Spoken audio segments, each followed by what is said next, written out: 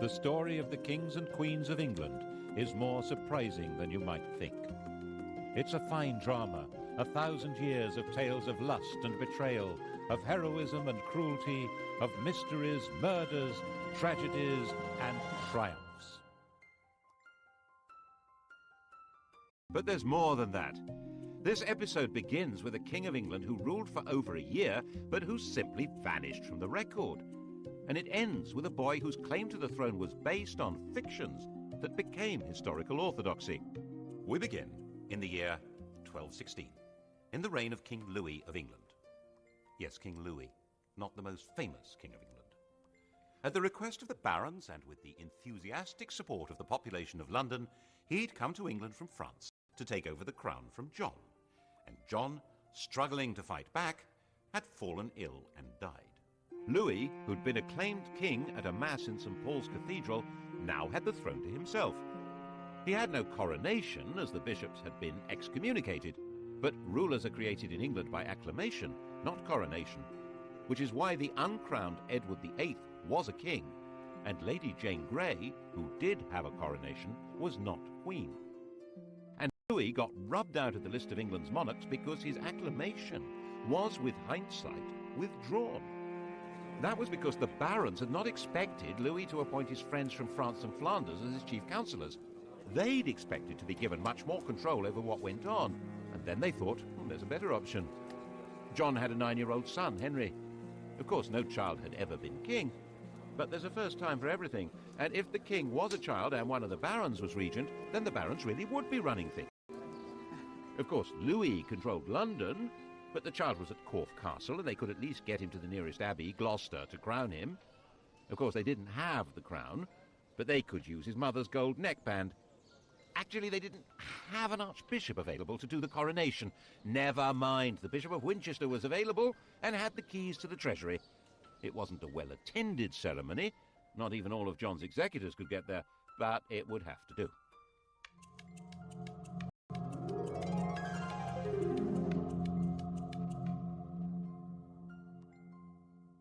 Naturally, little Henry III was not actually exercising the powers of king. That was the job of a baron, the regent. The chap that got the job was a 70-year-old Earl of Pembroke, William Marshal, a safe pair of hands if ever there was one, Old Faithful. Marshal had long ago been a bold pole of advancement by the simple if very unusual principle of loyalty to his lord and total trustworthiness. Everyone trusted him. And now the barons expected him to get rid of Louis and rule on behalf of little Henry. And Louis was roundly defeated. In the end, he agreed to go back to France and agree he'd never been king of England at all. And all the barons and bishops who'd acclaimed him as king agreed that they'd never done anything of the sort. Everyone became patriotic. For the first time since the Norman conquest, the French were being described as foreigners, looting the English. The barons all spoke French, and they had nothing in common with the villeins on their lands, but they were beginning to feel English. And William Marshal reissued Magna Carta and said that all the old laws and rights of England were exactly what Henry III wanted to uphold. William Marshal died, the grand old hero of England, in 1219, and Henry was given a proper coronation at Westminster the following year. As Henry grew up, the barons and bishops had no intention of letting him get away from them. He learned to do as he was told, and that pretty much defined him as a king. What the barons and the bishops hadn't thought about was that one day he would be listening not to them, but to his wife. Perhaps one of them should have married him. Instead, in 1236, he married Eleanor, a younger daughter of the Count of Provence. He was 29, she was about 19, and she wrapped him round her finger. She arrived with her uncle, who immediately started running the king's life and carted huge amounts of treasure off to his homeland. Then she got another uncle installed as Archbishop of Canterbury. Her physician became the Bishop of Durham, and large sums of money supposedly going to her mother were actually funding the wars of her brother-in-law, the Duke of Anjou. She was inevitably staggeringly unpopular. And however little money the king had, he always seemed able to support her relatives abroad, paying for their courts and their armies. In 1263, the population of London rose in rebellion. Their targets were Flemish bankers, Jewish financiers, and Queen Eleanor. She was in the Tower of London, London's royal palace, and got away from the Watergate to slip down the Thames to Windsor. As her boat approached London Bridge, she was pelted with missiles by a crowd shouting, "Drown the witch!" She managed to get back to the safety of the Tower. The kingdom had become ungovernable, at least by this king and queen. This was not the same country it had been in 1066. Towns had grown, trade had grown, London had grown. With the barons losing influence and Londoners angry, the crown itself was in danger. England was on the... A Frenchman on the make. The charming, clever younger son of a powerful and ruthless Norman lord. A chancer with style, Simon de Montfort. France was now ruled by King Louis's widow on behalf of their young son. She was a shrewd woman who decided that young Simon was dangerous stuff and forced him to escape abroad. He'd come to England in 1231, when he was about 23, intending to recover land his family had lost years ago. And he was really good at it. He became the best of friends with the impressionable Henry in no time, and Henry's sister fell for him. In 1238, they were married, and he was given back those lost family lands. He was Earl of Leicester. The English were suspicious of foreigners, so Simon completely converted into an Englishman. In 1239, Henry and Eleanor had a son. Simon sponsored the baptism. They chose the name Edward, after the great Anglo-Saxon king Edward the Confessor. This French royal family had adopted English patriotism. But as the political crisis deepened, Simon became increasingly committed to the total reform of government. Eventually, the crisis became a full-blooded civil war, and by the time the war ended in 1264, Henry and his son Edward were Simon's prisoners, and he took over the country. Simon now set about inventing an entirely new form of government, one which was based on the deeply rooted English principle of consent. In 1265, he summoned a meeting of the country, a parliament, at Westminster, to endorse his government. He summoned not only barons and bishops, but also 2 knights from each shire, and, most extraordinary, representatives from all the boroughs, the towns. He said he was acting in the king's name, but the king didn't have much to do with what was going on. In fact, Simon had established what we might see as a modern state. There was a written constitution, a symbolic king, a powerful leading minister, and there was a parliament with representatives of the church, the countryside, represented by great landowners and gentry, and of towns. We might see it like that. They didn't. To most people at the time, this was clearly the tyranny of Simon de Montfort. By now, Prince Edward was a grown man, 25 years old, and it was his job to overthrow this tyranny and restore the crown. First, of course, he had to escape imprisonment at Hereford Castle. The prince was allowed to exercise his horse on the common, so he wore out his guards' horses, racing with them, and then jumped onto a fresh horse that had been brought for the purpose and disappeared into the distance. What followed is into pieces.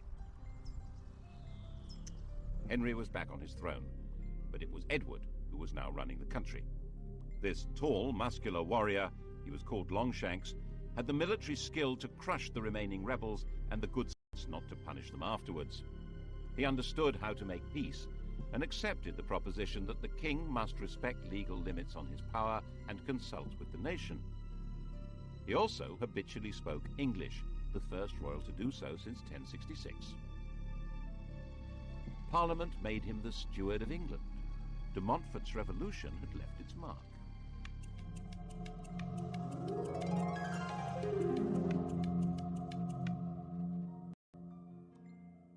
The old king died in 1272, having reigned for 56 years. Edward's main interest in life was chivalry and warfare. His natural costume was armor. It had been since he was a child. When Henry died, Edward was out of the country on crusade. He came home to be crowned with his queen, yet another Eleanor, in 1273. The daughter of the King of Castile, she'd already borne Edward 6 children. They would have 10 more. England now had something like a settled system of government. Edward confirmed the existing charters, including Magna Carta, and was able to leave the business of government and justice to his council and judges. His main concern was how to gather the money to conduct his military interests without provoking more rebellions. He hit on a brilliant policy. He invented nationalism. To demonstrate that his kingship was rooted in English tradition, he and Eleanor conducted the most remarkable ceremony at Glastonbury in 1278. In 90, the monks of Glastonbury had found graves which were believed to be those of King Arthur and Queen Guinevere. The bones had been placed in the Lady Chapel. Now, 88 years later, King Edward carried the bones of Arthur and Queen Eleanor those of Guinevere. They put the legendary remains in a magnificent tomb in the main church. Edward presented himself as a new Arthur. All this was part of a wider campaign to give his kingship the power of myth, and so unite the country behind him. This unity was going to be needed when he claimed supremacy over all Wales. It worked. When the Welsh princes rejected his claim, he was able to raise the money to make an enormous military effort. He became the first English king to totally conquer this mountainous territory. One of its princes, Llewellyn, was killed in battle. His head was mounted on the Tower of London. They were hanged, beheaded, and quartered. This was a savagery previously unknown in English law. The English system of shires and hundreds was now extended to cover all Wales, and the conquest was emphasized by huge state-of-the-art royal castles like this one at Carnarvon. Edward's war chest was based on a new source of royal finance. In 1275, Parliament granted him the right to charge customs duties on wool. See how useful it was having a parliament, with merchants to agree to taxes. Nevertheless, popular rhymes suggested trouble was brewing. The king he wants to get our gold, the queen would like our lands to hold. His war chest had come from Jewish moneylenders, but now they had no more to give. Never mind, the Jews could serve another purpose. Italian bankers would provide advances on the customs duties and collect the taxes themselves, and Edward could unite the country behind him in persecuting the Jews. 650 years later, the Third Reich would adopt his entire program. First, Edward decreed that they were a threat to the country. Their movements and activities were restricted. To identify them easily, all Jews were obliged to wear a yellow patch in the shape of a star. Next, he arrested all the heads of Jewish households. Over 300 were taken to the Tower of London and executed, while others were murdered in their homes. Finally, in 1290, the king banished all Jews from the country. By now, the armored overlord was a national hero. When his wife, Queen Eleanor, died in the same year, worn out by childbirths, his own grief was turned into a major display of national mourning. Her body was ceremonially carried from Lincoln to Westminster, and a memorial cross erected at every one of the 12 resting places, including here at Charing in London. Charing Cross. It was time to enlarge the kingdom again. In 1296, he led an army to enforce his claim to Scotland. Edinburgh was seized, and the King of Scotland, stripped of his crown, was imprisoned in the Tower of London. Scottish kings were crowned enthroned on the Stone of Scone, or Stone of Destiny. Edward had it moved to London and put in the coronation chair in Westminster Abbey. Edward appointed a trio of Englishmen to run the country. Actually, his rule in Scotland was not noticeably harsh or unjust, but that was beside the point. His own conjuring of the demon of nationalism was turning against him. Ordinary Scots began to discover a feeling of national identity. A popular Scottish resistance movement grew, led by William. Most of Scotland had broken free before he was defeated. And then in 1306, rebellion began again, and Robert the Bruce was crowned King of Scotland. By now, Edward, the Hammer of the Scots, was old and sick. He tried to lead an army back into Scotland, but it became obvious he'd never get there. A few miles north of Carlisle, on his deathbed, he gave instructions to his 23-year-old heir, Edward, Prince of Wales. 100 knights were to crusade carrying his heart. The army should carry his bones to defeat Scotland, and the prince was not to have anything further to do with his very, very close friend Piers Gaveston. The king was dead. Edward II was ready to party. Edward was physically tall and muscular, but his similarity to his father ended there. He had no interest in being a warlord. His father had taken him on campaign, but the prince travelled with a pet lion and a troop of Genoese fiddlers.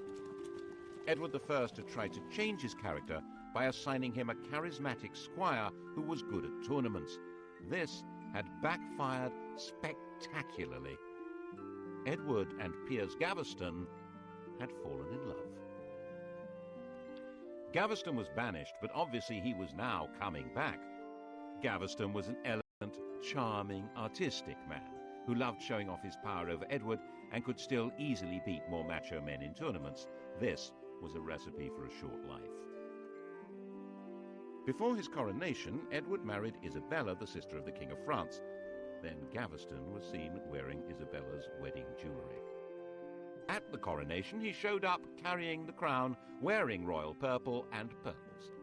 Some of the barons wanted to kill him on the spot. Eventually, of course, they did kill him, here at Blacklow Hill in Warwickshire, having chased the king and Piers round the country. And then Robert Bruce, renegade King of Scotland, set about completing his War of Independence. He captured Edinburgh and besieged the last English stronghold, Stirling. In 1314, Edward II set out to relieve the city. The battle at Bannockburn, just outside the castle, was a total disaster for the English. Edward's troubles were made worse by the fact that the climate, which had been benign for about 100 years, took a dramatic and long-term turn for the worse in 1315. As harvests failed and cattle died, the barons said that his extravagance and lack of direction was intolerable, so the grown-ups took over. The Earl of Lancaster, head of the council, was now acting as king, keeping Edward on a daily allowance of £10.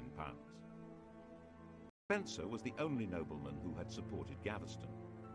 Eventually, they managed to help him break free of the power of Leicester and the other great nobles, but no one had a solution to the unending run of bad harvests, and the apparent enthusiasm of the Despensers to enrich themselves made Edward's rule deeply unpopular, especially with his queen Isabella. In 1325, she got away to France and refused to come home unless the Despensers were thrown out. Worse, she'd fallen passionately in love with an ally of Leicester's, who was hiding out in France, Roger Mortimer. Isabella and Mortimer gathered an army and invaded England in September 1326. As homophobia turned into mob rule, Isabella and Mortimer were joyously welcomed to London. In a few months it was all over. The elder Despenser, almost 90 years old, was hanged without being given time to take off his armour. The younger had his genitals cut off. Then he was disemboweled. The object was for Isabella and Mortimer to rule in the name of her 14-year-old son. But the boy refused to accept the crown without his father's consent. So Edward, dressed in black, was deposed in a solemn ceremony. The steward of his household broke his staff of office. He broke down and cried. He was eventually moved to Berkeley Castle, where he was encouraged to die as soon as possible. He was denied sufficient food and clothing, he was prevented from sleeping, he was crowned with a crown of hay and shaved with ditch water. Isabella, generally known as the She-Wolf of France, reproved the guards for their mild treatment. Since he would not die by himself, he was murdered in his bed on the 21st of September. It's said that he was raped with a red-hot poker. His dying shrieks were heard throughout the castle. Her homophobia had allowed Isabella and her lover Mortimer to brutally and illegally depose Edward II. That didn't make them heroes for long. Edward III, in whose name they ruled, was their prisoner. But in 1320, when he was 18, he broke free. They were staying in Nottingham, and he put together a plot to lead a band of armed men into the castle through an underground passage. They seized Mortimer and Isabella. Mortimer was hanged. Isabella shut away in Castle Rising in Norfolk.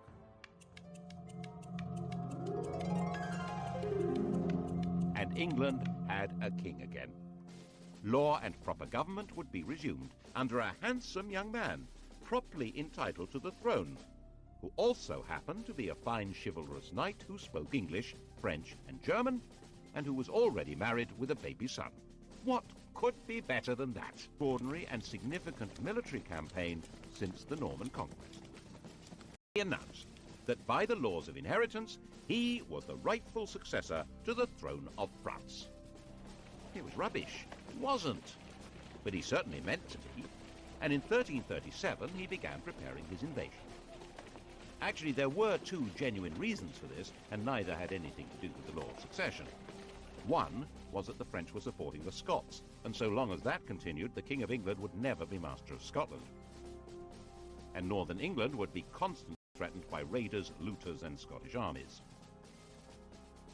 The other was that England was now a busy commercial country selling wool to Flemish weavers. In 1336, Philip of France decided to take control of this trade. He arrested all English merchants in Flanders and took away the privileges of the Flemish towns and the craft guilds. English merchants pointed out that they'd lost their income. The king had lost his customs duties.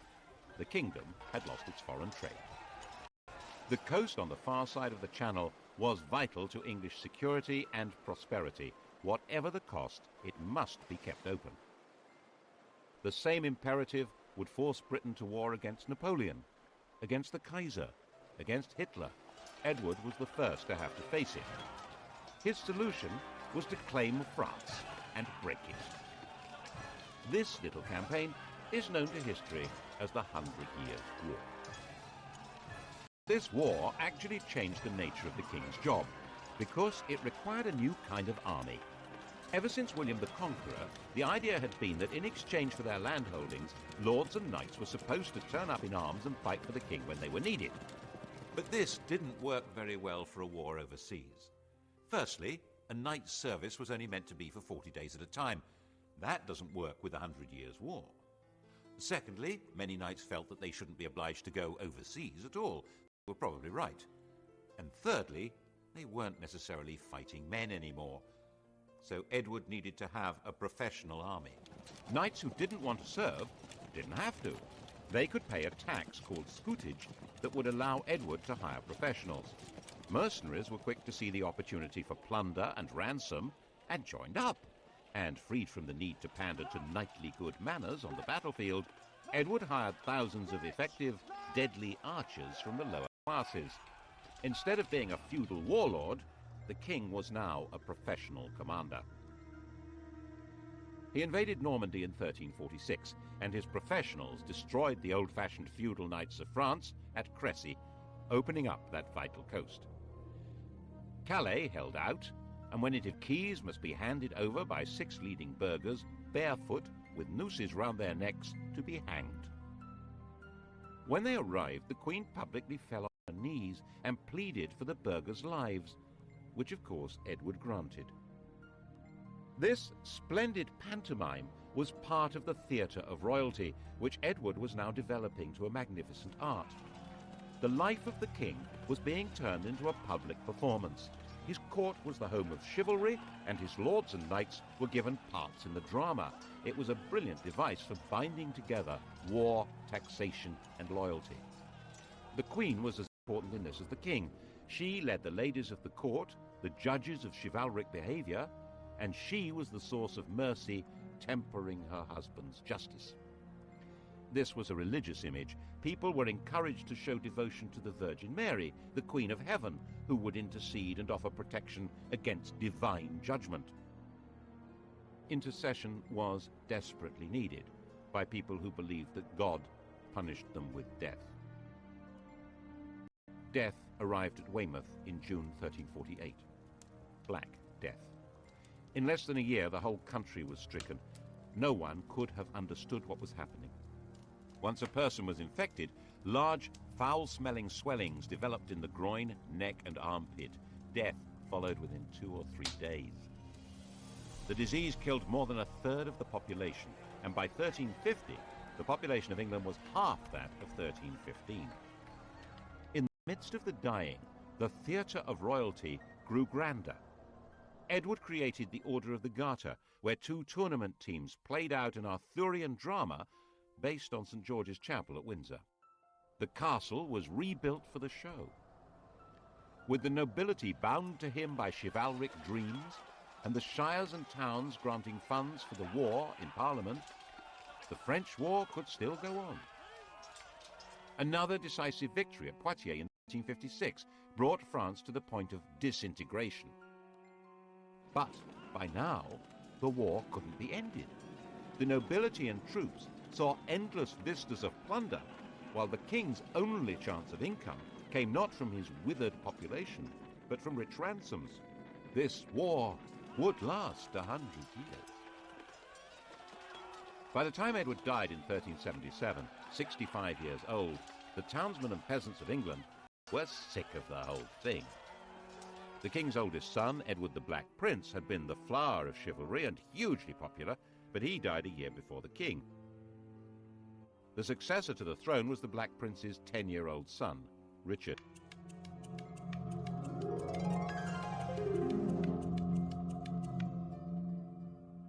The war had by now turned against England. The French were ravaging the English coast. The shrunken working population demanded proper wages. They had no interest in performing feudal duties on the land, while desperate landowners needed more than ever to enforce them. Gaunt's government needed money and tried to raise it from a poll tax, not understanding that the population was far smaller than before. When they failed to raise the money they'd expected, they tried again, and England erupted.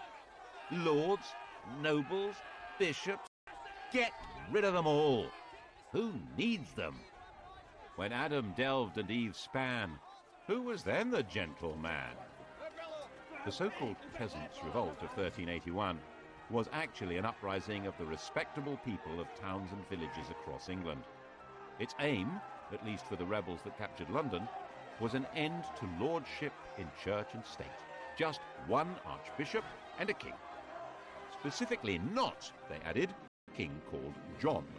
They detested John of Gaunt, who went into hiding. The dramatic moment, of course, was the meeting of Richard and the rebels at Smithfield on the 14th of June. The rebel leader, Wat Tyler, was talking to the king when the mayor of London cut him down.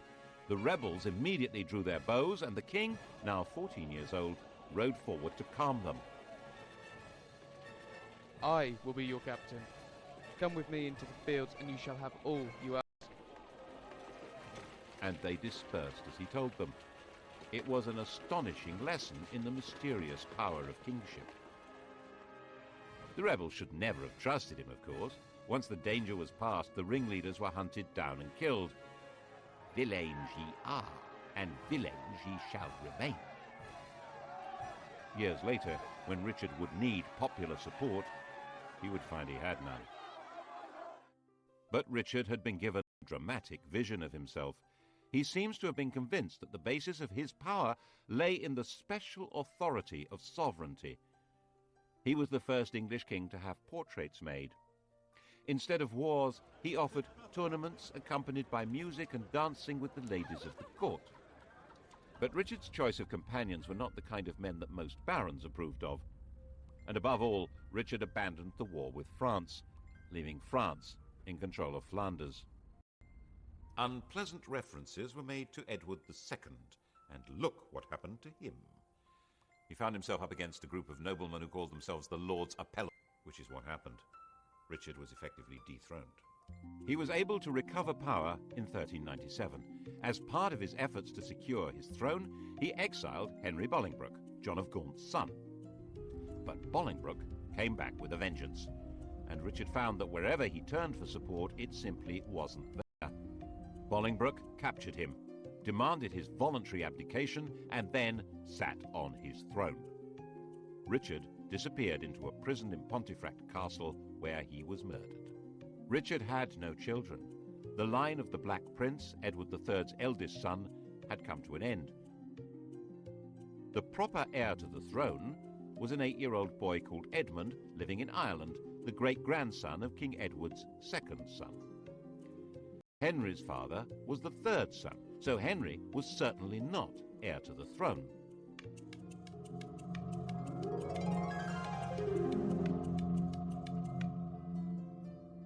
But he was a big man, with a big red beard and a big army, and he was sitting right there in England on the throne, not in Ireland, not 8 years old, so Parliament decided that he was very definitely fully entitled to be King of England. Oh, yes! Edmund spent the whole of Bolingbroke's reign as a well-maintained prisoner. Henry was the first king to speak English as his native tongue. He was personable, brave, and a very capable leader in battle, but without legitimacy. He was clinging to power by his fingernails. Anyone who doubted Bolingbroke's right to be King of England could expect to be part hanged and then have their intestines pulled out before being killed. His regime became ever more repressive as he became more worried. There was an uprising in the north which he put down with real ferocity. It was said that he personally killed 30 men in battle. And the air hung heavy with the smoke of burning flesh as the English church, under this new regime, began burning heretics. The usurper needed to rule by fear, but the most frightened person in England was him, who'd seized the throne and killed King Richard, was a frightened man. He made himself sick with worry. Sometimes he sank into a coma. People said he had leprosy. Government was taken over by his son, also called Henry, a young man who'd grown up fighting on his father's behalf. In fact, Parliament suggested that the king abdicate in his son's favour, which he refused to do. In 1413, the Grim Reaper came with a more convincing offer. He was only 45 years old, and the 26-year-old Henry V was crowned in April in a snowstorm. To get the country back onto a stable footing, he gave Richard II's remains a proper burial, and of course he got back to the important business of invading France. France was still in a state of disintegration, ruled by Charles VI, a man with a severe mental disturbance. In a fit of derangement, he'd slaughtered his own attendants. Now he believed that he was made of glass and about to break. He actually had iron rods stitched into his clothing. It was easy meat, and Henry's overwhelming victory at Agincourt in 1415 destroyed much of France's aristocracy. The English king was now in control of Paris. Charles, very fragile, agreed to acknowledge Henry as heir to the French throne. This meant disinheriting his own son, the Dauphin. And Henry took Charles's sister, Catherine de Valois, as his bride. What a great place to end the story. England safe, Edward III's plan to take over France brought to fruition, a genuinely popular king, and they all lived happily ever after. Not. In 1422, Henry V, not yet 35 years old, contracted dysentery and died. England had a new king, Henry and Catherine's son, Henry VI. 6 weeks later, the King of France also died, and Henry VI became King of France. Just one problem. His Majesty King Henry VI was only 10 months old. The Duke of Bedford was appointed Regent of France and the Duke of Gloucester Regent of England. And the baby's kingdoms, especially France, were in serious trouble.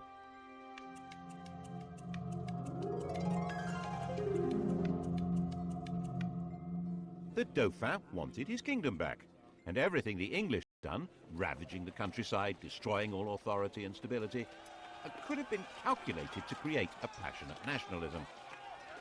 It was entirely natural for people to believe that Joan of Arc was on a divine mission to drive the English out of France and give it its rightful king. Under her inspirational leadership, the Dauphin's forces took over Orléans and Reims, and he was crowned King of France in Reims in 1429. Little Henry still not been crowned king of anything. Something obviously had to be done about that, so later the same year, now 7 years old, he had a coronation in Westminster Abbey. The idea was then to get him to Reims, where kings of France are supposed to be crowned. But that just wasn't safe, so he ended up being crowned King of France in Paris. It was all a mess. In fact, English forces were now fighting a losing battle. The new factor in the equation was gunpowder. Cannon and handguns changed the whole nature of warfare. And Henry, it was his job to lead the English forces in battle. They were finally destroyed at Castillon in 1453. The 100 Years' War was over. England was left with no possessions in France except Calais. But Henry's problems had barely begun. The taxes needed to fight the war and corruption among royal officials meant the country was disheartened and angry, and the issues of legitimacy that had lain pretty dormant in England since Henry Bolingbroke usurped the throne were now coming out of the woodwork.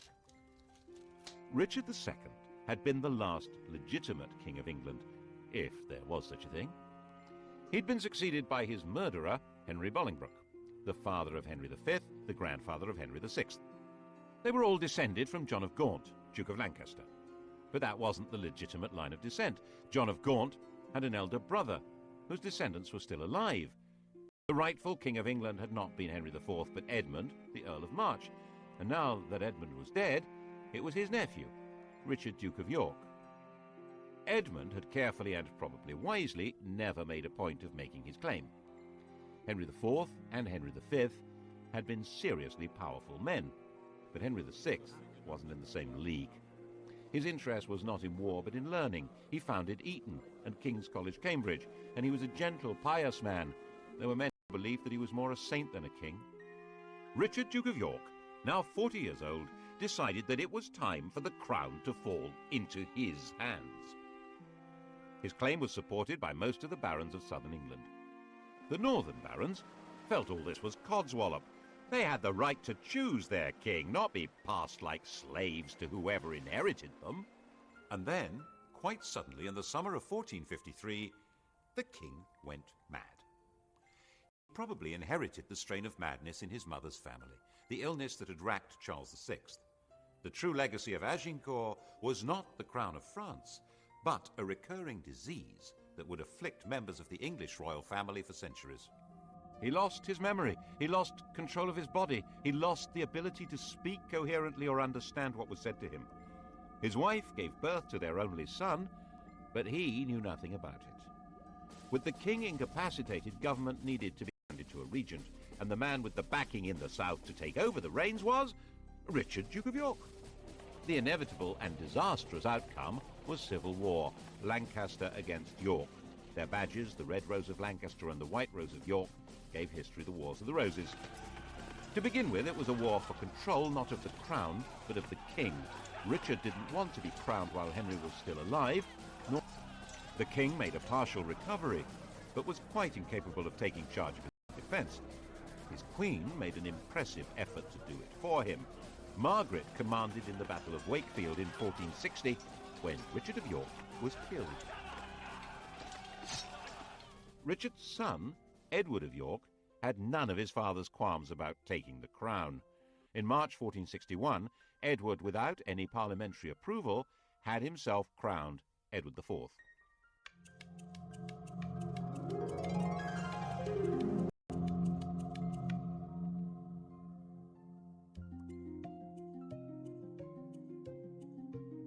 Henry was still alive, a husk, and became a refugee with his queen. The deposed royal family hid in Scotland. Then Henry was captured and became a prisoner in London.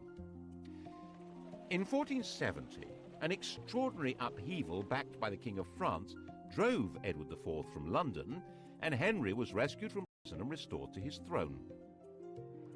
It's said that while Edward plotted his return from exile in Holland, Henry had a curious interview with one of his distant relatives, a boy of 14, Henry Tudor. After the death of his father, Henry VI's mother, Catherine de Valois, had an affair with one of her servants, a Welshman, Owen ap Maredudd ap Tudor. It was probably King Henry who arranged the marriage of their son Edmund Tudor to Margaret Beaufort, a great-grandchild of John of Gaunt. Margaret became pregnant immediately. But the Beaufort family were disbarred by ancient royal charters from ever succeeding to the throne. So why did she call her baby Henry? No Beaufort had ever been called Henry. No Tudor had ever been called Henry. It was a king's name. It suggests that Owen had great plans for the boy, and that was obviously what Edward of York thought. As soon as he had Owen Tudor in his power, in 1461, he had his head chopped off. His head was displayed lit up with 100 candles. Henry Tudor, aged 4, had been taken prisoner, but now young Tudor was free, and according to later stories was looked on as an important figure in the line of succession. According to Shakespeare, Henry VI looked at the boy and said, "Lo, surely this is he to whom both we and our adversaries shall hereafter give place." The following year, Edward IV made his counter-strike. King Henry's son was killed at the Battle of Tewkesbury, and Henry VI himself was captured. A few days later, he was murdered in the Tower of London. The Wars of the Roses were over, the competition between England's barons for nobles having been slaughtered. Henry Tudor was now head of the House of Lancaster. He had no claim to the throne, of course, coming from the debarred Beaufort family, so Edward should not have regarded him as a threat, in theory. Just to be on the safe side, he fled to Brittany. But Henry Tudor would be back, and he would make sure he controlled how the story was written. In the next program, we'll see how Henry Tudor shaped our knowledge of what followed, creating the story of the most evil king in history and setting the stage for the most heroic queen. How much do you know about Henry V? Sky Digital viewers, press red and take our test. The turbulent reigns of the Tudors tonight at 10. Coming up next, protecting US bombers from German attack, the P-51 Mustang, decisive weapon.